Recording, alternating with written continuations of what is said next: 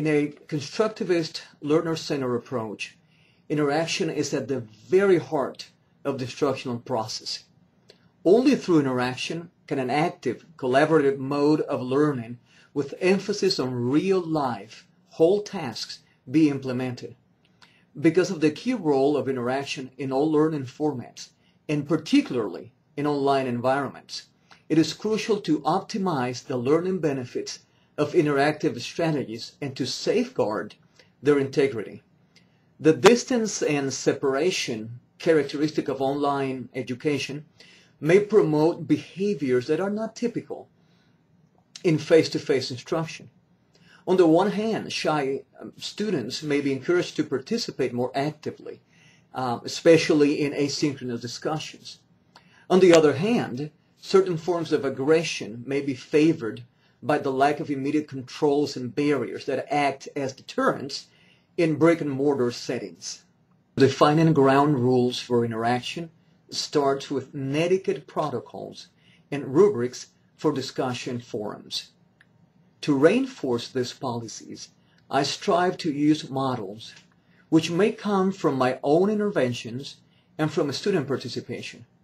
This approach underscores a very important principle. Rules for interaction are ultimately principles for two-way communication between students and facilitators, aimed at ensuring the optimal functioning of a learning community. As it can be seen, fairness is one of the guiding tenets of online interaction. Mary Helen Spear, in her article Implementing Principles of Good Practice in Distance Learning, stresses the importance of defining response times for various types of communication and providing abundant and clear feedback. This is the instructor's part in a fair relationship. As the instructor models adequate behaviors, establishes an overall tone for the interaction, and shows a commitment to dialogic education, learners will be encouraged to follow this example through actions, which are always more powerful than words. As I mentioned earlier, netiquette is one of the pillars of productive collaboration in a course. I embed these basic rules, which Badrul Khan calls a code of civility for online discussions, into the syllabus, as it can be seen in this example from a humanities course.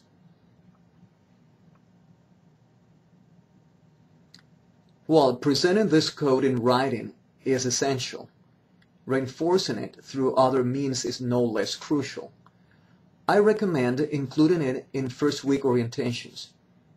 In some of my classes, such orientations are conducted synchronously to enhance the directness of the message, and in each session I delineate the fundamental spirit of online discussions. Several authors, among which are Khan and Mary Spear, stress the role of orientations as ideal opportunities to lay down ground rules, to which I add the value of synchronous communication for heightened impact. That general spirit, to which I alluded before, is based on principles of civility and teamwork, such as mutual respect, empathy, active listening, openness, honesty, and tolerance for diversity. I want to underscore the term spirit because this is what it should be all about. We should not view netiquette as a bunch of mere rules of the game, but as the embodiment of overarching attitudes that permeate everything we do in an online course. Muhlenberg and Burgt, quoted by Khan, highlight the importance of welcoming a plurality of perspectives and fostering well-reasoned interventions. Critical as it is, a code of netiquette alone cannot ensure productive discussions, as a recent study shows. The authors of this study state that didactic guidelines should be combined with netiquette to set strong quality standards for class interaction. In my courses, I use widely adopted rubrics to articulate expectations for each discussion assignment. Along with these rubrics, I provide references to the basic netiquette protocols that were outlined during the orientation.